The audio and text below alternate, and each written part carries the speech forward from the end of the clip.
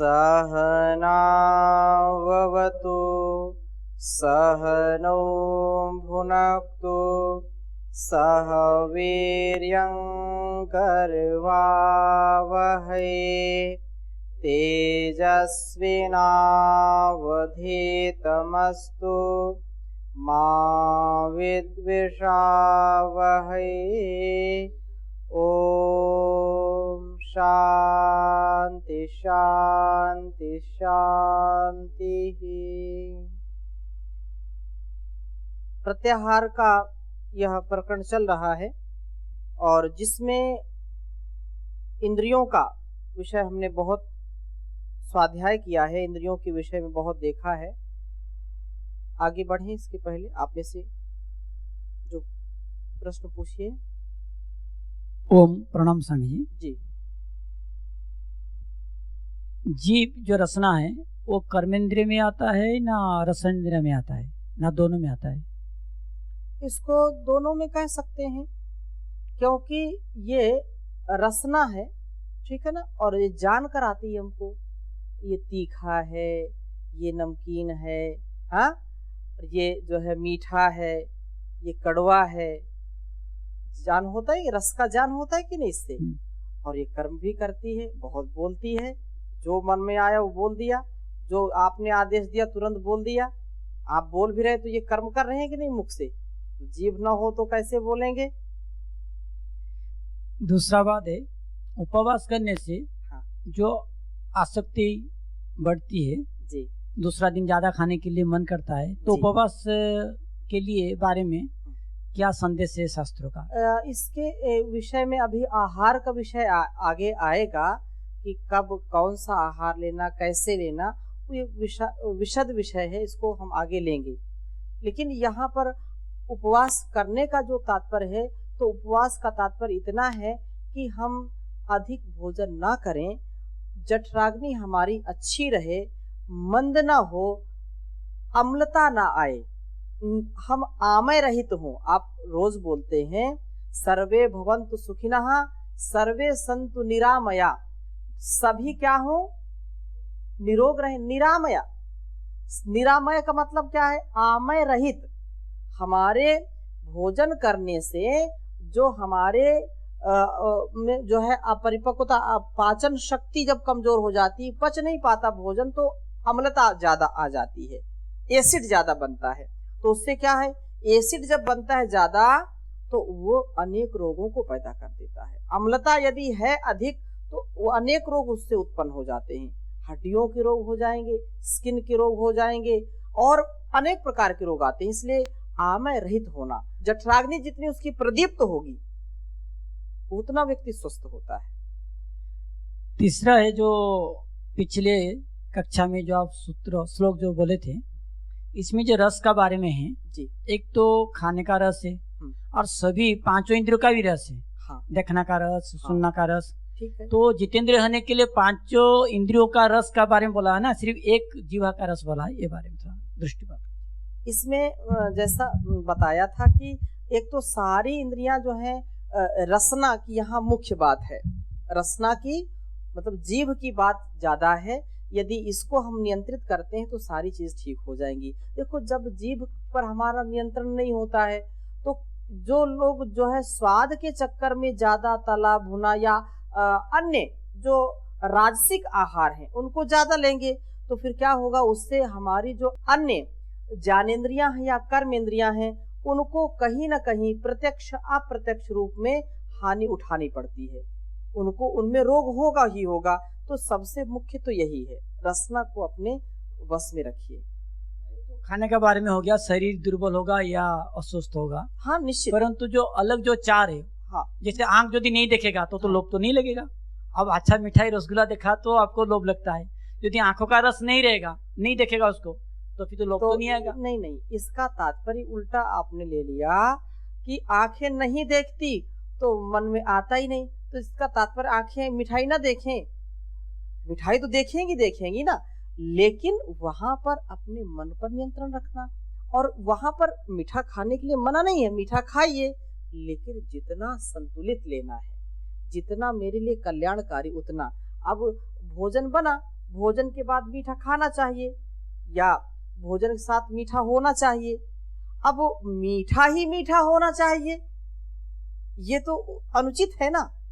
कि जैसे पाकशाला में आपको भोजन मिला और स्वामी जी ने 2 रसगुल्ले दिए, अब आपके मन में लोभ है, 2 से काम तो नहीं चलेगा, 4 होने चाहिए, 6 होने चाहिए, और बगल वाले की भी थाली में नजर है, तब तो ये अनुचित है ना। नजर तो आपकी जाएगी ना भाई, आप जब पंक्ति में खा रहे हैं, भोजन कर रहे हैं, तो सबकी थाली में नजर जाएगी। तो जो नजर जा रही तो अपने थाली में मिल गया 2, आपके लिए तो ना पर्याप्त है। अब दूसरों की थाली को देख करके मन में आए ये नहीं इसको भी लेना, तो आंख का दोष नहीं है, वो आपकी रसना, आपकी इंद्रियों का दोष है कि नहीं, इसको आसक्ति से नहीं, अनासक्त भाव से प्रयोग करिए। ठीक है। लेकिन इंद्रिय निग्रह करने के लिए, प्रत्याहार के लिए यदि हम सभी रस का 5 इंद्रिय का यदि रस में हम अच्छा चीज पे अपनी दृष्टिपात नहीं करते हैं, जो उसका रस लेते रहेंगे तो जितेंद्रिय तो कभी नहीं हो पाएंगे। इस बात आप बहुत अच्छी प्रकार से जानते हैं कि यदि शरीर में शुगर कम हो जाए, एक बार शुगर बढ़ जाए तो उसका इलाज हो सकता है, लेकिन अगर शुगर बिल्कुल कम हो जाए तो कोई इलाज नहीं उसका है।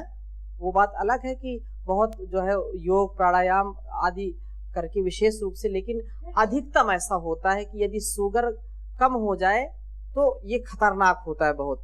तो सारे जो है सारी धातुओं के लिए जो भी परमात्मा ने हमारे लिए भोज्य पदार्थ बनाया है, सभी प्रकार के मिनरल्स, सभी प्रकार के जो विटामिन प्रोटीन्स हमको मिले, उसके लिए तो आहार ग्रहण करना पड़ेगा, लेकिन उसको संतुलित करना पड़ेगा। सभी रंग के फल खाइए, सभी प्रकार के मेवा मिष्ठान खाइए। यदि नहीं मिलता है, जैसे आपको बादाम मिलता है, नहीं मिलता है कभी, आप मूंगफली खाइए। आपको सेब या नारंगी नहीं मिलता रोज, तो आप गाजर खाइए। ऐसे पर कहने का आशय ये है कि जो भी प्रकृति ने बनाया हमारे लिए, उसको लेने से, इसकी चर्चा और हम आगे करेंगे। अभी जो प्रसंग चल रहा है उस पर हम पुनः प्रकाश डालते हैं। इंद्रियों का जो विषय चल रहा है महाभारत में। जी स्वामी जी, इसके लिए जैसे आपने बताया बिल्कुल सही यही है, क्योंकि आहार, निद्रा और ब्रह्मचर्य जो आयुर्वेद में 3 स्तंभ बताए गए हैं स्वास्थ्य के, उसमें सबसे पहला आहार में यही आता है। हाँ। क्योंकि जब आहार हमारे सामने होगा ही नहीं, उसके लिए आलम्बन का हटाने की आवश्यकता होती है। ऐसी वैदिक गुरुकुलों में, जो हमारे गुरुकुलों की व्यवस्था थी, उसमें बच्चों को यह था कि मीठा नहीं दिया जाता था, नमक नहीं दिया जाता था। उसके पीछे यही थी कि पहले उसकी वासना पर, जो टंग है उस पर वो स्वाद ना दिया जाए, ताकि सारी इंद्रियां कंट्रोल हो जाए। तो सत्य यही है कि आहार जब तक जो मुख्य है उसको अगर कंट्रोल कर लिया जाए, तो मुझे लगता है सारे बिल्कुल कंट्रोल किया जा सकता। बिल्कुल सत्य। आगे बहुत सुंदर श्लोक है, और ये कहा कि इंद्रियां यदि हमारी चलायमान हैं, तो प्रकारांतर से बात कहते हैं। इसको आप लिख लीजिए, बहुत अच्छा श्लोक है। चलानि ही मानि षडिंद्रियाणि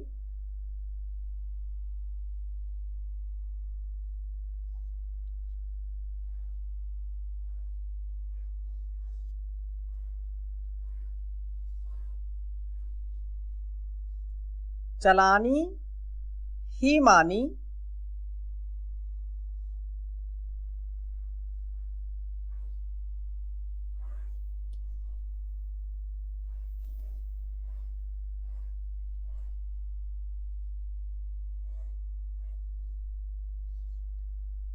चलानि ही मानि षडिंद्रियाणि।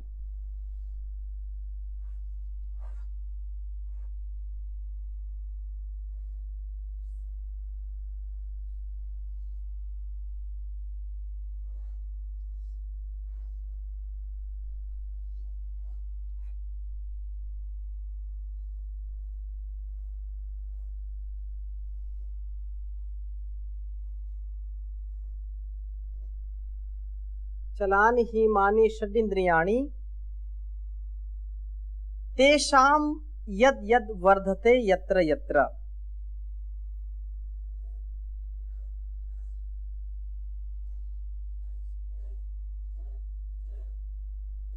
तेषां यद यद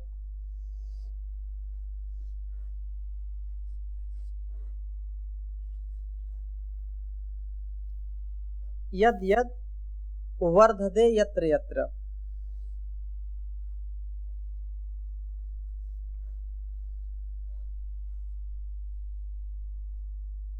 वर्धते यत्र यत्र।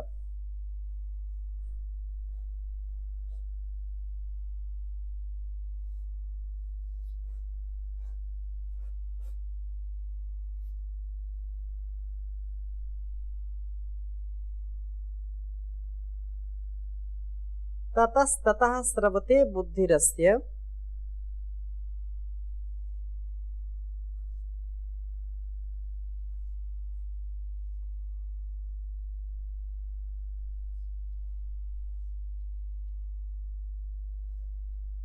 ततस्ततः स्रवते बुद्धिरस्य।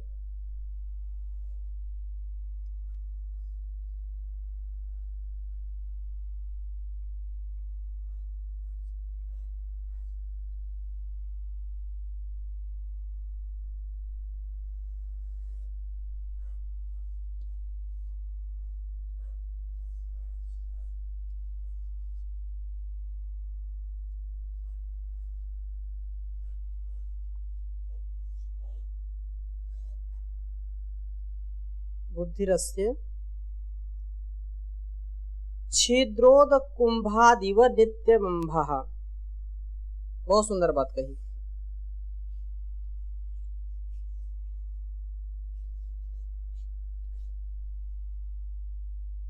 छिद्रोद छिद्रोद कुंभ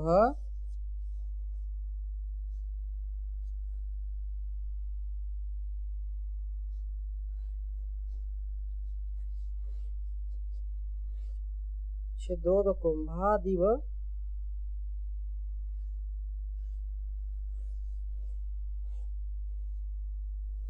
कुंभादिव नित्यमंभः।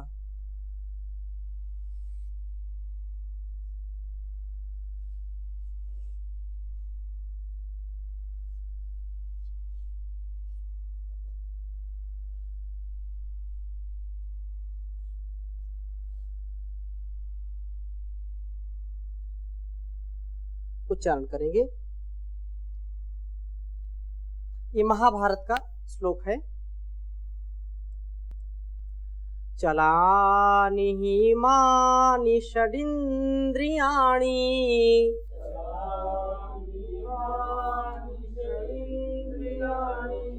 तेषां यद्यद्वर्धते यत्र यत्र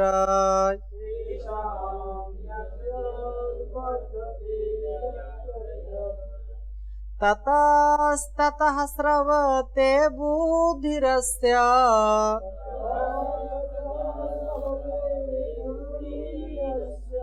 छिद्रोदकुंभादिव नित्यमंभः।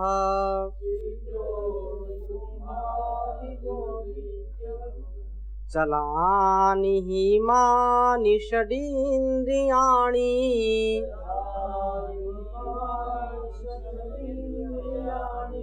तेषां यद्यद्वर्धते यत्र यत्र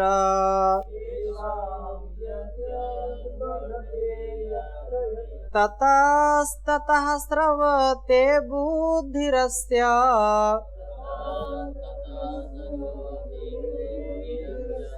छिद्रोदकुंभादिव नित्यमंभः।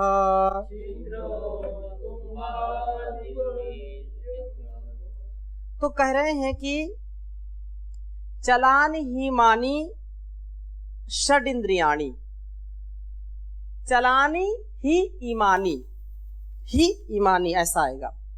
षडिन्द्रियाणि अर्थात जो 5 ज्ञानेंद्रियां हैं और छठा क्या है? मन। 5 ज्ञानेंद्रियां और छठा क्या है? मन। ये 6 जिसके चंचल हैं। चलानी चंचलता से युक्त हैं। ये 5 ज्ञानेंद्रियां चंचल हैं और उसके साथ साथ क्या है? मन भी चंचल है। और उनमें तेषाम यद यद वर्धते यत्र यत्र, उनमें जो जहां जहां प्रबल हो जाते हैं, ततस्ततः स्रवते बुद्धिरस्य, जो तीसरी पंक्ति में कहा कि ततस्ततः वही वही जहां जहां ये मन और ये इंद्रियां चंचल हो जाती हैं, जिस विषय को पाकर के, जिसका आलंबन पाकर के जहां जहां ये इंद्रियां और मन चंचल हो जाते हैं, वहां वहां ततस्ततः स्रवते बुद्धिरस्य, वहां वहां ये बुद्धि क्या हो जाती है, बिना बुद्धिमान मनुष्य जो है भी बिल्कुल उसकी बुद्धि नष्ट हो जाती, जैसे स्रव बह जाती है, अर्थात बुद्धि वहां पर काम करना अपना छोड़ देती है। कहने का आशा यह है कि बुद्धि वैसे ही रिसने लगती है। एक उदाहरण नीचे दिया, छिद्रोद कुंभादिव नित्यमंभा, जैसे कोई घड़ा हो, कुंभ हो, और उसमें थोड़ा सा कहीं से सुराख हो जाए तो वो कितना भी बड़ा हो, कितना भी उसमें जल भरा हो, वो धीरे धीरे क्या हो जाता है, रिस रिस करके सारा जल निकल जाता है, घड़ा खाली हो जाता है। उसी प्रकार से ऐसे व्यक्ति का जो ज्ञान है, जो उसकी बुद्धि में जो शक्ति है, वो भी क्या है, धीरे धीरे रिस जाती है। अर्थात वो बड़े जो है जैसे बड़े घड़े में कितना भी जल हो सब बह जाता है, वैसे व्यक्ति का ज्ञान भी उसका काम नहीं करता है, वो वैसा ही धरा का धरा रह जाता है। इसलिए ज्ञान से युक्त व्यवहार करना चाहिए और इंद्रियों पर पूरा नियंत्रण रखना चाहिए। और ऐसा व्यक्ति बार बार जब इसको जानबूझकर या अनजाने में कैसे भी करे वो भोग, रोग तो उसको सताएंगे ही सताएंगे। इसलिए निश्चित रूप से संकल्प करके हमको नियंत्रित करना चाहिए अपने मन को और अपनी इंद्रियों को। आचार्य चाणक्य भी कहते हैं इसमें कि जो इंद्रियों को नियंत्रित नहीं करता है, लिख लीजिए इसको भी, जो इंद्रियों पर नियंत्रण नहीं रखता है वो बहुत जल्दी वृद्ध हो जाता है। ये बहुत बड़ी बात कही, उसकी इंद्रियां क्षीण हो जाती हैं। आचार्य लिख रहे हैं, इंद्रियाणि जरा वशम कुर्वन्ति, ये आचार्य चाणक्य सूत्र है।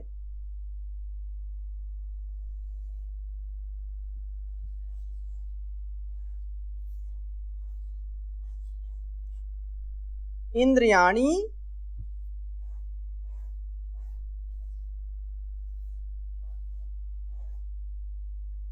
जरा वशम कुर्वन्ति,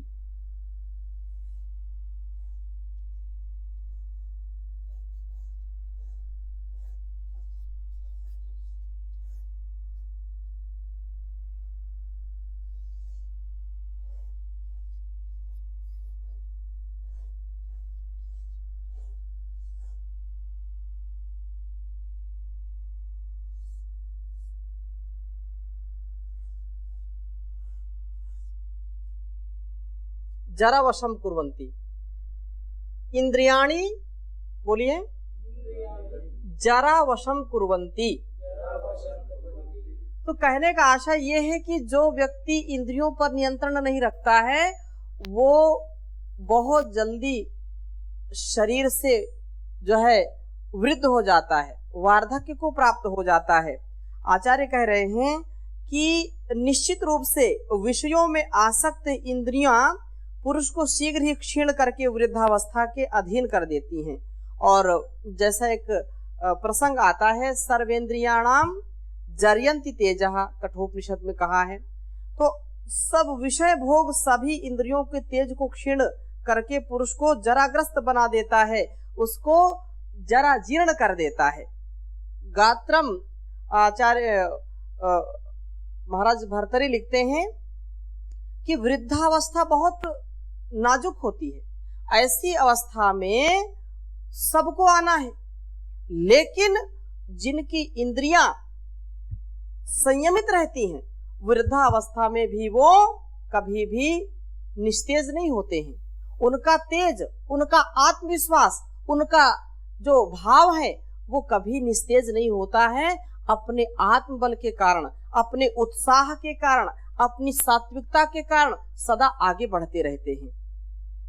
लेकिन जो इस स्थिति में नहीं है उनको कोई पूछता नहीं है, और जो अपनी इंद्रियों को, अपने भावों को शुद्ध करके नियंत्रण में रहता है, वो चाहे वृद्ध तो सबको होना है, लेकिन उसका वृद्धापन, उसकी वृद्धा अवस्था में उसको हजारों लोग संभालने वाले होते हैं, उसको चारों ओर से बल देने वाले होते हैं। इसका आशय आप उल्टा नहीं ले लेना, कोई अपवाद में ऐसे भी हो सकते हैं और होते भी हैं, लेकिन अक्सर जिसने अपने जीवन को संयमित किया है वो कभी किसी का सहारा नहीं लिया है, और यदि अपने भावों से दूसरों को सहारा दिया है तो भी उसको सहारा दूसरों से मिला है, उसको कभी भी अपने वृद्धापन का एहसास नहीं होता है। इसलिए कहा गात्रम संकुचितम गतिर्विगलिता भ्रष्टाचदान्तावलिर दृष्टिर्नाश्यते वर्धते बधिरता वक्त्रं चलालायते वाक्यं नाद्रियते च बान्धवजनो भार्या न शुश्रूषते हा कष्टं पुरुषस्य जीर्ण वयसः पुत्रोऽप्यमित्रायते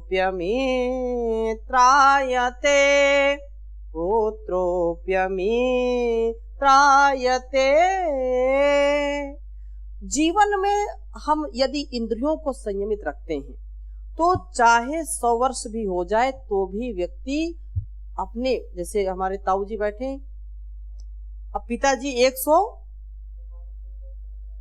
वर्ष से ऊपर के हो गए, लेकिन वो पूरे अपने जो है विश्वास में रहते हैं और वो पूरे आत्मविश्वास में चलते हैं, उत्साह में रहते हैं। इसलिए हम इंद्रियों पर जितना नियंत्रण रखेंगे उतने दिनों तक, उससे भी अधिक, हाँ हो सकता है किसी को कोई रोग बीच में आ गया या किसी एक्सीडेंट के कारण, उसको कुछ मानसिक दबाव के कारण कुछ लोग जल्दी ही वृद्ध हो जाते हैं। इंद्रियों पर तो नियंत्रण उसने रखा, लेकिन कोई एक्सीडेंट हो गया, कोई ऐसी घटना घट गई जिसके कारण उसका वार्धक्य और उसकी इंद्रियों में शिथिलता आ जाती है, तो दोनों प्रकार से ये हो सकता है। वहां पर हमको विवेक के अनुसार अपने जीवन को जीने का प्रयास करना चाहिए, और ये तभी संभव है जब हमारे अंदर संकल्प होगा, हमारे अंदर ईश्वर के प्रति भक्ति होगी, और ये जो तन है ये बहुत निर्मल है। निर्मल का तात्पर्य है कि ये बड़े निर्मल कर्मों से मिला है, शुचिता से मिला है, इसलिए इसको ये मिला है तो हम इसको ऐसे जिए कि जैसे उस परमात्मा ने जिस काम के लिए भेजा था उस काम को करके जाएं। तो किसी कवि ने कहा, ये नर्तन जो तुझको मिला है ये गंवाने के काबिल नहीं है, तेरा हर श्वास अनमोल हीरा यूं लुटाने के काबिल नहीं है। पशु जीते जिस सेवा कमाए बाद मरने के भी काम आए, पशु जीते जिस सेवा कमाए बाद मरने के भी काम आए, पर तेरा जिस्म मर कर किसी के काम आने के काबिल नहीं है। तू कुकर्मों में लट्टू है ऐसा खर्च करता उसी पर है पैसा, तू कुकर्मों में लट्टू है ऐसा खर्च करता उसी पर ही पैसा, बिन मिले मोल अनमोल सत्संग, बिन मिले बिन मोल अनमोल सत्संग, जो गंवाने के काबिल नहीं है, तेरा हर श्वास अनमोल हीरा, यूं लुटाने के काबिल नहीं है। जो न समझा तो रोना पड़ेगा, नरक में गर्क होना पड़ेगा। जो न समझा तो रोना पड़ेगा, नरक में गर्क होना पड़ेगा। तेरा होगा बुरा हाल ऐसा, तेरा होगा बुरा हाल ऐसा, जो बताने के काबिल नहीं है। ये नर्तन जो तुझको मिला है, ये गंवाने के काबिल नहीं है। तेरा हर श्वास अनमोल हीरा, जो लुटाने के काबिल नहीं है, जो लुटाने के काबिल नहीं है। तो ऐसे हम एक एक श्वास को अपने जीवन का एक एक दिन माने और एक दिन को एक जीवन माने। ऐसे संकल्प के साथ कि आज मुझको ये जीवन मिला, आज का ये दिन मेरा एक जीवन है। और ऐसे संकल्प के साथ यदि हम जीवन को जिएंगे तो संयमित रहेंगे, हमारी इंद्रियां संयमित रहेंगी। हम बाहर भागेंगे नहीं, बाहर के विषयों को खींचेंगे नहीं और ना हमको वो खींच सकते हैं। क्यों? क्योंकि मेरे पास एक लक्ष्य है, आज ही जीना है, आज का ये दिन मेरे लिए अंतिम दिन मेरा है। ऐसा जिसके ऊपर ये तलवार टंगी हो तो निश्चित रूप से वो ऐसा समझे, ऐसा भाव रखे तो वो पवित्रता में जिएगा, इंद्रियों के संयम में जिएगा। इससे कभी भी इधर उधर का कोई व्यवहार नहीं कर सकता है। इसलिए हमको इसको पूरे प्रयास के साथ करना चाहिए और कितना भी कुछ भी हो इससे हमको भटकना नहीं है। इसमें हमको कहीं पर भी ऐसा कार्य नहीं करना है जो हमारे लिए, हमारे परिवार के लिए, हमारे समाज के लिए अकल्याणकारी हो। विश्वानि देव सवितर दुरितानि, परासु यद भद्रम तन्न आसु। तो मेरे दुर्गुण, दुर्व्यसन, दुर्व्यवहारों को दूर कर दीजिए और जो मेरे लिए कल्याणकारी गुणकर्म स्वभाव है उनको प्राप्त कराइए। वो परमात्मा जिसकी शक्ति से ये चर अचर जगत चल रहा है तो वह बहुत कारसाज है। हमारे अंतःकरण से, हमारी आत्मा से जो प्रार्थना निकलती है तो जरूर सुनता है। वो हमको हमेशा उठाता है, अपनी गोद में जब उठा लेगा, अपने जो है चरणों में हमको स्थान देगा तो निश्चित रूप से हम अपने जीवन को और इस जगत को सफल बना जाएंगे, निष्फल नहीं होंगे। तो आज इन्हीं भावों के साथ आज की कक्षा को यहीं पर विराम देते हैं। शेष चर्चा अगली कक्षा में करेंगे।